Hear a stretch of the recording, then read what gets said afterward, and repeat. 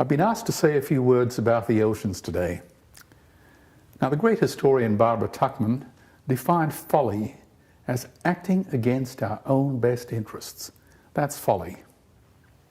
I believe that anthropocentrism, the peculiar belief that reality must be seen through an exclusively human perspective, is the most egregious and nastiest of all follies. If Moses could have spelt it, he would have put it in his top 10. Now, in human history, only 100 billion human beings have ever lived. 7 billion people are alive today.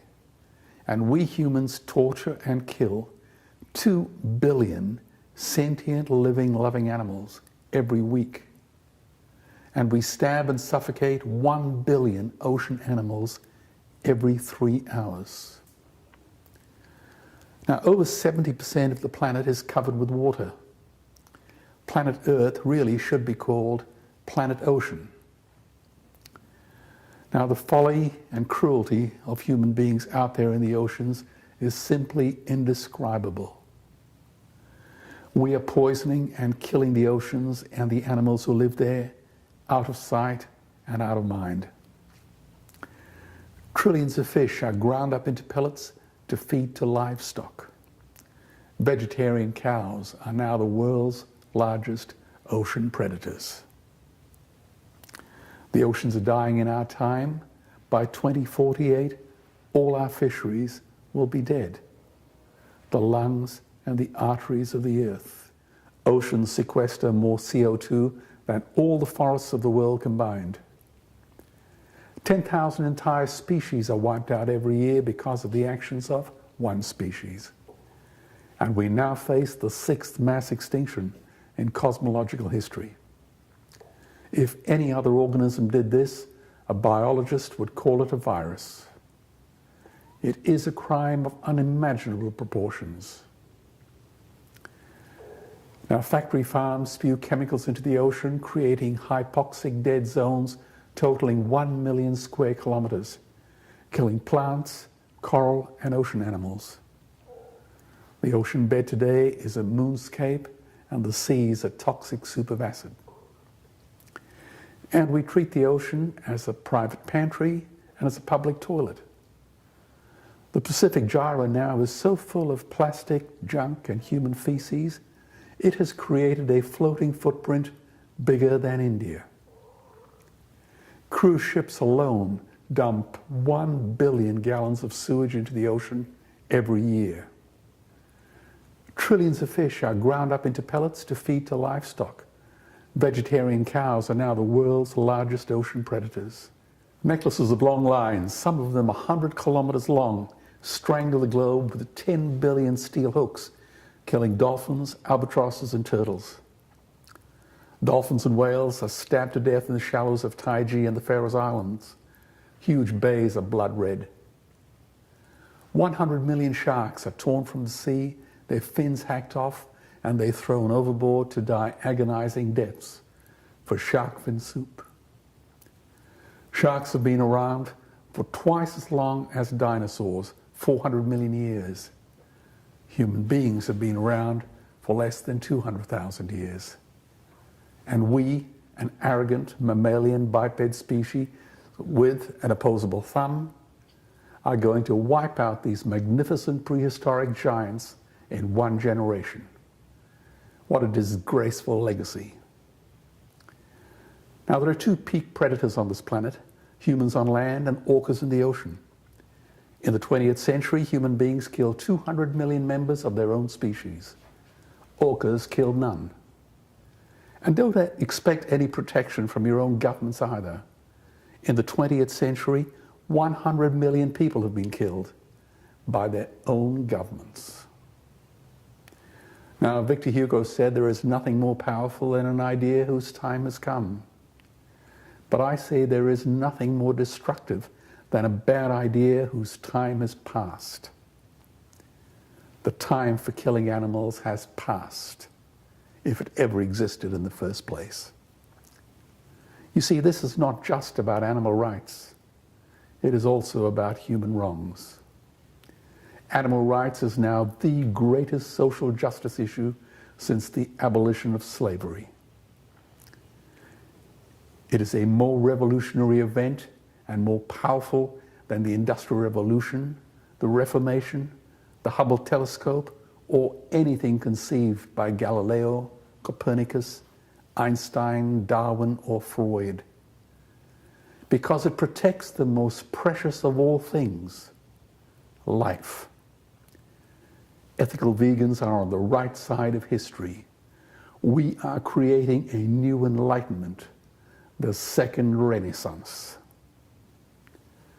Now, the most beautiful word ever written in any country at any time in human history came from India, from the Upanishads, 3,000 years ago.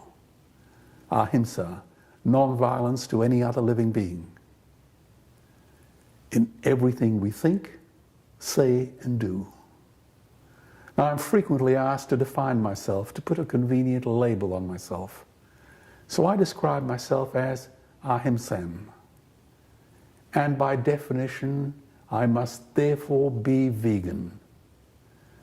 Not because veganism describes our nationality, our politics, our religion, our diet, or our lifestyle, but because it describes our character.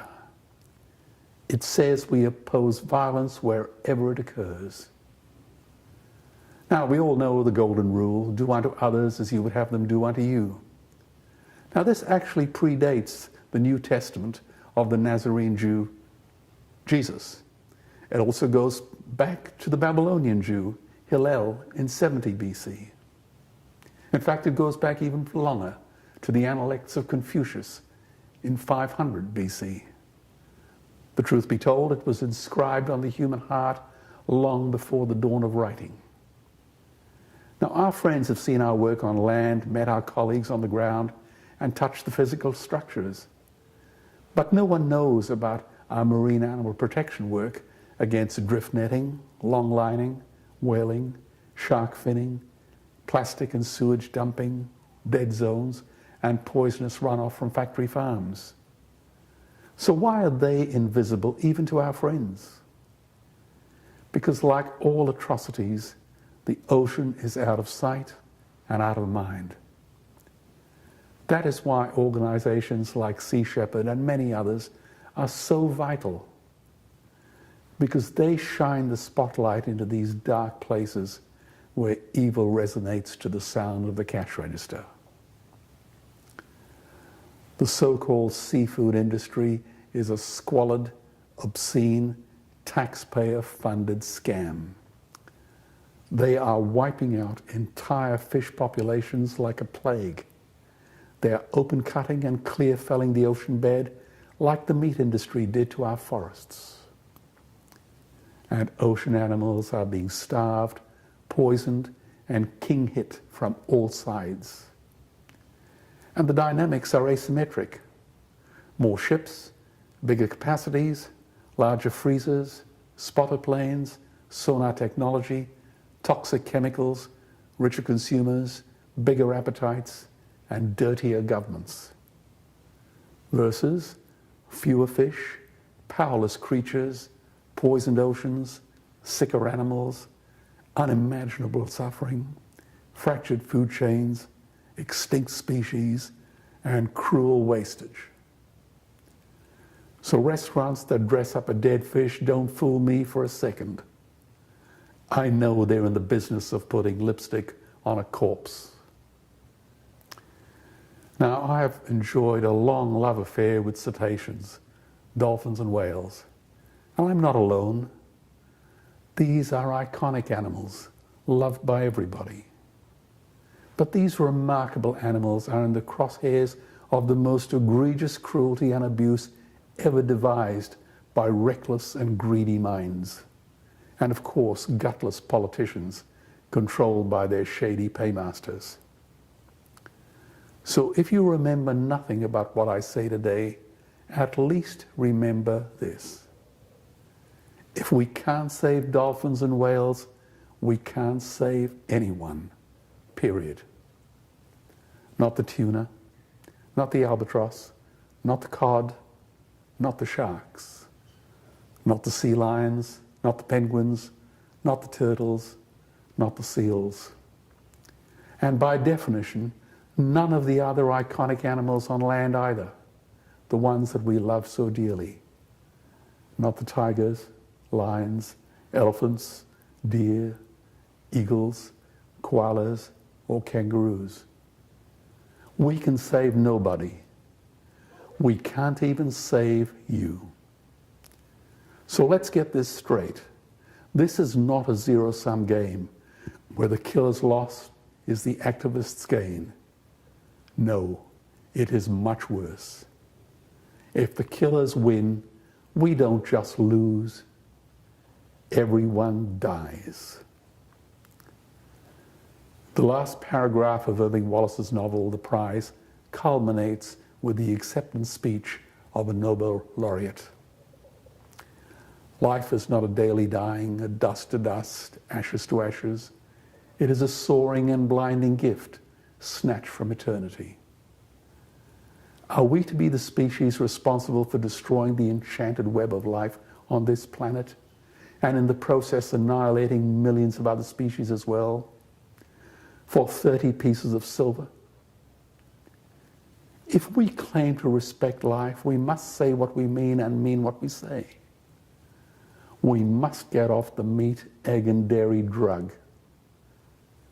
Now, even if everyone who watches this video becomes vegan, I would still consider it a failure. Of course, it goes without saying that I want you to become a vegan. But I really want you to become an activist. So let us all respect life in all its forms.